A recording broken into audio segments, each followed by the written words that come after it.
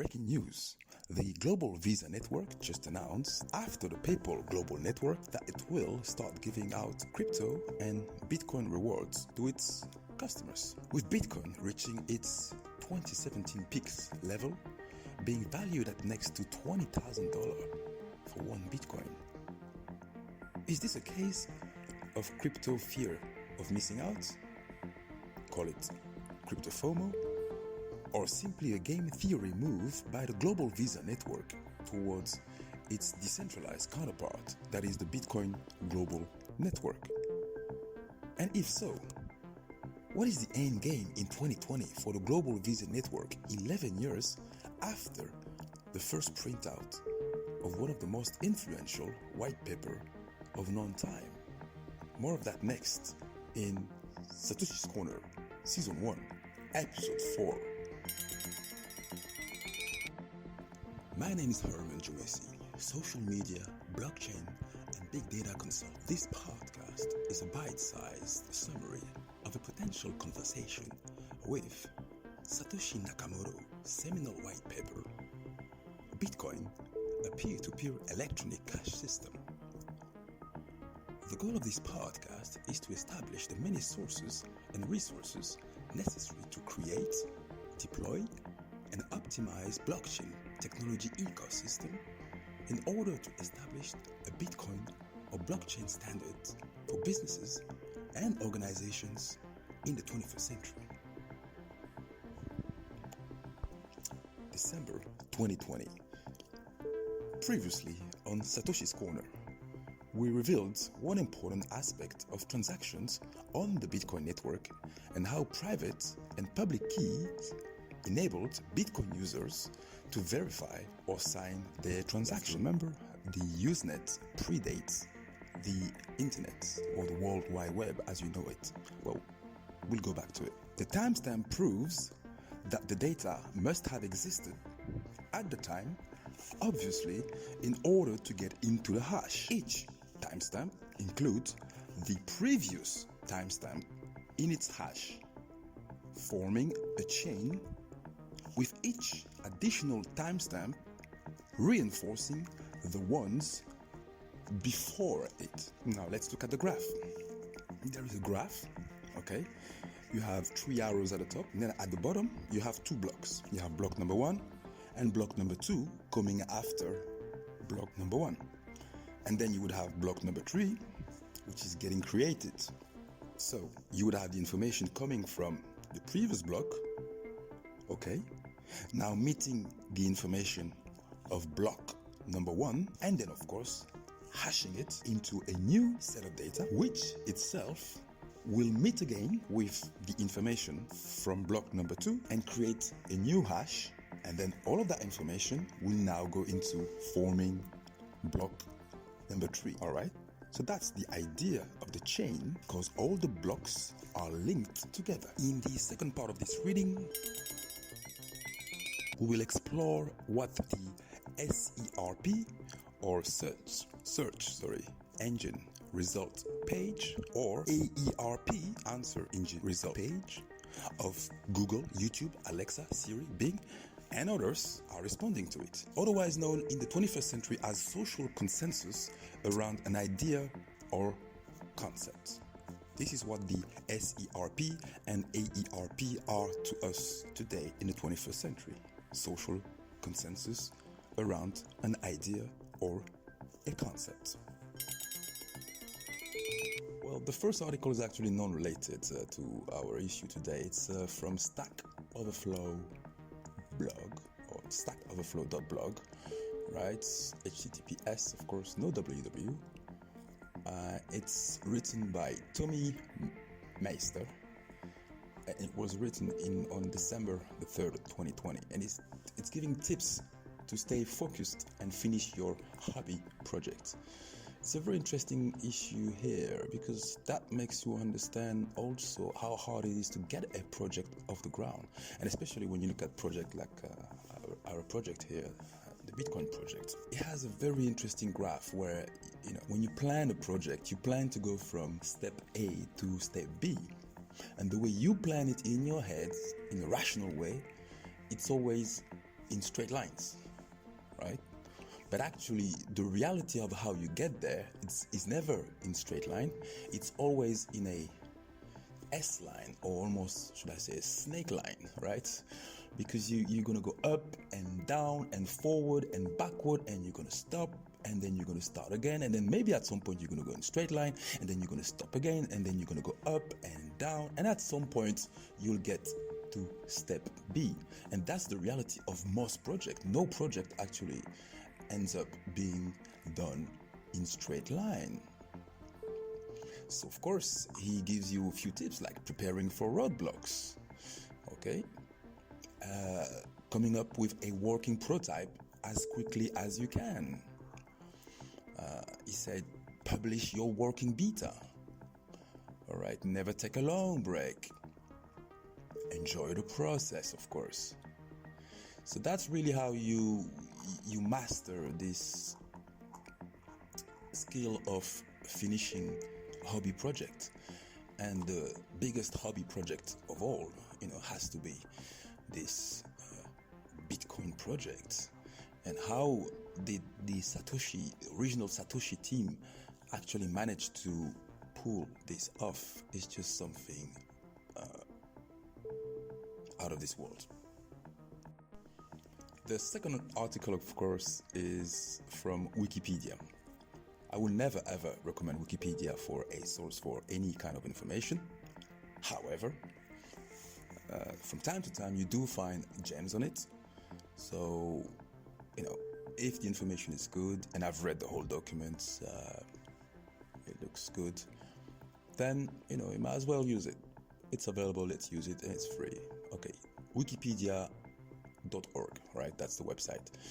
Trusted time stamping.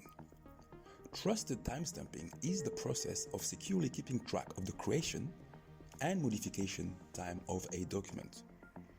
Security here means that no one, not even the owner of the document, should be able to change it once it has been recorded, provided that the timestamper's integrity is never compromised. The administrative aspect involves setting up a publicly available, trusted timestamp management infrastructure to collect, process, and renew timestamps. So the timestamping operation has to be the basis of any info system in the 21st century. You have to be able to timestamp transaction between the users of your info system. The article also refers to the fact that the idea of timestamping information is centuries old. Robert Hooke and the Hooke's Law, Sir Isaac Newton, Leibniz, all have played around with the idea of timestamping. Creating a timestamp, the technique is based on digital signature and hash function. Digital signature. So first, a hash is calculated from the data. And a hash is sort of a digital fingerprint of the original data. A string of bits that is practically impossible to duplicate with any other set of data. If the original data is changed, then this will result in a completely different hash. We talk about censorship resistance there. Decentralized timestamping on the blockchain. With the advance of cryptocurrencies like Bitcoin, it has become possible to get some level of secure timestamp accuracy in a decentralized and tamper-proof manner. Digital data can be hashed, and the hash can be incorporated into a transaction stored in the blockchain, which serves as evidence of the time at which that data existed. For proof-of-work blockchains, the security derives from the tremendous amount of computational effort performed after the hash was submitted to the blockchain. Tampering with the timestamp would require more computational resources than the rest of the network combined, and cannot be done unnoticed in an actively defended blockchain. We're now on medium.com, the famous blogging website, also known as the Millennial Central. Joking, of course. It's the place where the thinking millennial will record its intelligent blogging and its concepts. Right, so this is from David A. Johnston, right? And it's from August the 30th, 2014. The title of the article is "The Blockchain is the True Beginning of Recorded History." So David says that since the beginning of mankind, information and history has been recorded on paper. But he's lamenting that state, saying that, however, due to the fragile, combustible, and generally decaying nature of paper, surprisingly few original historical records from before the time of the printing press have survived to today. In addition to general decay and loss to fires, the medium of paper is difficult to authenticate in the sense of providing a reliable timestamp as to when a message was originally created, though carbon dating has helped in this respect. Enter, of course, the blockchain. On January the 3rd, 2009, the Bitcoin blockchain began confirming blocks of transaction, starting, of course, with the Genesis block, on its decentralized network of nodes.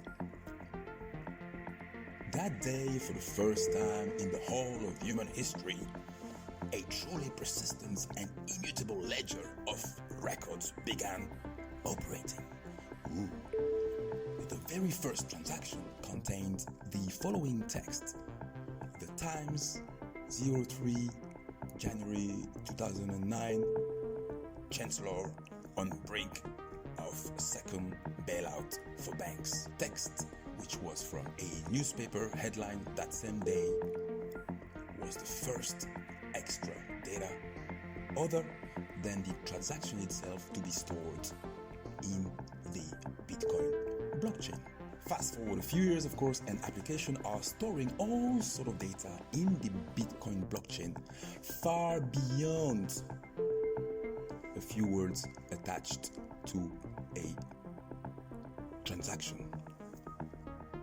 One of the methods to accomplish this is known as proof of existence, where the user hashes a long document into a short string of letters and numbers and places that hash into the blockchain.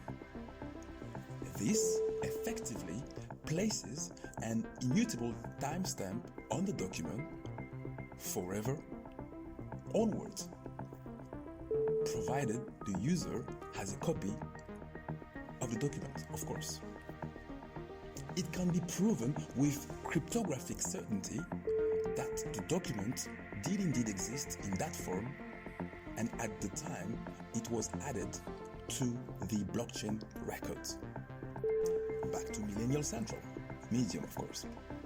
And let's look at Vijay Boyapati, 3.8 thousand followers. On March the 2nd, 2018, Vijay wrote the bullish case for Bitcoin. Okay, it's a an article that goes into the origin of money. It's a deep delving, deep writing, intelligent blogging posts. But then we're going to scroll down straight to established history. This is what VJ had to say. The longer the goods is perceived to have been valuable to society, the greater its appeal as a store of value. A long-established store of value will be hard to displace by a new upstart, except by force of conquest, or if the arrivist is endowed with a significant advantage among the other attributes listed above, which are scarcity, divisibility, verifiable, fungible, portable, and durable. Those are the attributes of a good store of value, according to Vijay Boyapati. Pundits, a great pundit by definition. Now, of course, we're going through a word that we saw in the documents called Usenet. Usenet are use groups predating Facebook, Twitter, even the World Wide Web. Right. And this article is from gentleman. It was on techradar.pro, right? IT Insight for Business. It's a website, it's a blog. All right. The writer is Desire Atho, and he wrote on May 16th, 2018. So that's the article now. What is Usenet? 5 things you didn't know about it. Long before web forums, blogs, Twitter, and in many cases the web itself. Alright, so we scroll down and we go there. Usenet newsgroups predate the web. Before you accessed websites on the internet through a web browser, there was Usenet. U-S-E-N-E-T. It was an era when computing required a command line and a computer weighed as much as a human being. It was basically a tank or a mattress. The alt.hypertext Usenet newsgroup is where Sir Tim Berners-Lee, creator of the WWW, then a humble contractor for one of the largest nuclear research labs in the world, first detailed his idea for what we know today as the WWW in a URL, Uniform Resource Locator string. For example, https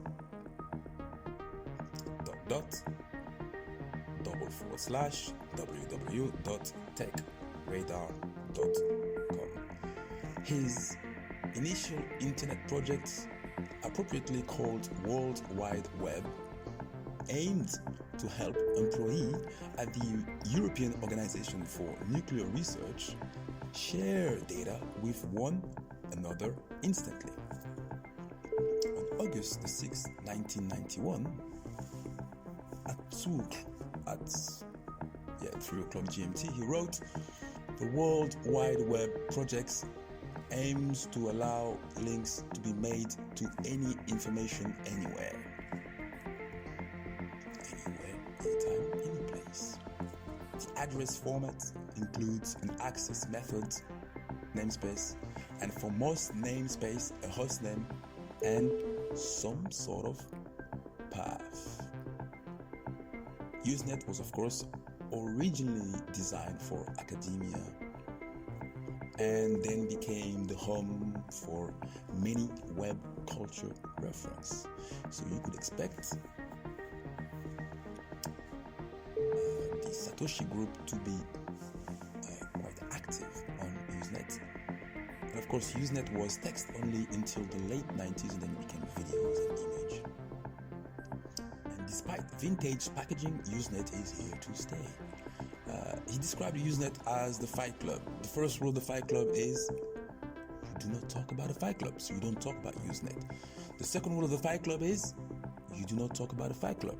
So you do not talk about Usenet, and you tell people that Usenet doesn't exist anymore. That it's a dead network. Don't go there. There's nothing for you to learn from that space. And the third rule of the Fight Club is do not speak about a Fight Club. So the third rule of the Usenet is you will definitely never invite anyone to come and join the Usenet. That's my interpretation, of course, but you get the gist. It's a secret place.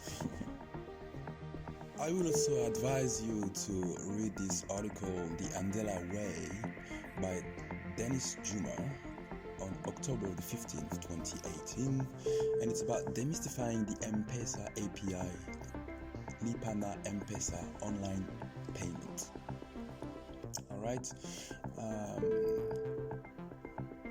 Safaricom, reading, recently introduced a new M-Pesa API dubbed the Daraja API. Daraja in Swahili means bridge, to try and bridge a gap for developer. There was a problem with the ability to integrate the API, the M-Pesa API, especially if you were a vendor, or if you were if you are trying, let's say, to sell your goods via a website or an online shop. Why are we looking at M-Pesa? Of course, it's because if you go into the website called beyondlabs.github.io and you go into the M-Pesa API documentation, you will see, oh, surprise, surprise, that the encrypted password is a base64 encoded string of the SHA-256 hash of the concatenation of the SPLD password and the timestamp as illustrated below. So the same technology is that we use for the Bitcoin technology is also used for the M-Pesa in Kenya.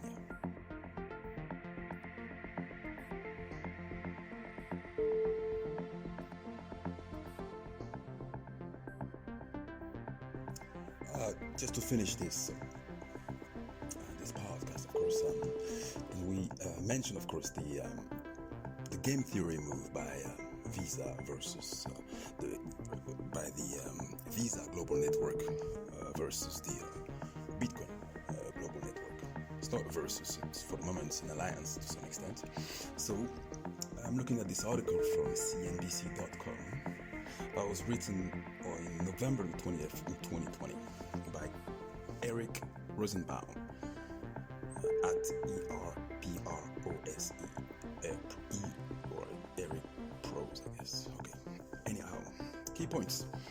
Visa estimates that 18 trillion is still spent using cash and checks, and health concern due to COVID-19 will push more transaction to a cashless society. I didn't want to use the words cat. The payment network company also sees 1.7 billion people around the world who are unbanked or underbanked as target for growth. That's exactly what we say. It was the failure of the fiat system, having been able to only bank 2 billion people out of 9 billion. One way in which Visa expects more people to pay in the future is with cryptocurrencies like Bitcoin, which has soared in value this year back near its all-time high as a more financial institution and investors buy in. So they should look at Bitcoin, but they should look at M-Pesa, they should look at MTN Money, they should look at all the other. And for Visa CEO Alfred Kelly, there is opportunity in the rapid change in the way people pay for things. The battleground always is out in the local market every day. That's what Kelly said. Of course, Visa paid a company called Plate, a crypto actor. It's usually something we will see a lot, right? We will see big established legacy business buying actually startup in the crypto space in order to enter the crypto space. So Play sits between 11,000 financial institutions in the US and 2,700 fintech developers, facilitating the movement of data. Visa, meanwhile, facilitates the movement of money. Alright, so Plaid is just at its most simple level another network that we believe fits into a desire to have multiple networks on which we move information and money around the world, the Visa CEO said. MasterCard, its competitor, announced it planned to buy Finicity, a Plaid competitor, for roughly $1 billion earlier this year. The idea of combining data of money is also a way to define digital currency. Crypto is a developing part of payment in the world, Kelly said. Now let's look at another of those game theory moves that we see, but this one a negative one, I suppose, because the Visa move was really interesting because earlier, before 2018, Visa had a totally different attitude towards Bitcoin and crypto. And their first attitude was to stop and prevent the user who were registered on the Coinbase exchange platform. Coinbase is a crypto exchange when you can acquire and sell and buy and sell crypto. Visa's attitude was to prevent and stop its customers from using Coinbase. Then they changed their attitude in and around 2018. Of course, after the 27 peak. Okay, remember. So, what we say about recorded history. Okay, so once you have peak, usually the financial sector changed its attitude to crypto. But government sometimes will actually go the other way. So that's the French government here, and it's via its finance minister, Mr. Bruno Le Maire, Sébastien Lecornu, and Olivier Dussopt. They have created a new regulation on the 9th of December 2020. So I'm on bitcoin.fr, okay, which is kind of a reference for anything that has to do with Bitcoin in France. France is in Europe. So basically, they have increased, if you want, the red tape in and around acquiring cryptocurrencies for French citizens. The problem, of course, when you do that is you are basically killing the local and native industry, right? Because all you're doing is you are providing, okay, the ability to foreign exchanges, foreign platforms like Kraken, Coinbase, Binance, and so on and so forth, to actually lure now French customers to their platform. Okay, so that's really what happens there, is literally destroyed a nascent crypto industry in France by doing that. And of course, there is a reaction from the crypto in France, which is called hashtag 3615crypto, which was I'm ironic there. I'm not ironic, the article is ironic and says that the Minitel was a French success story. It's irony, okay?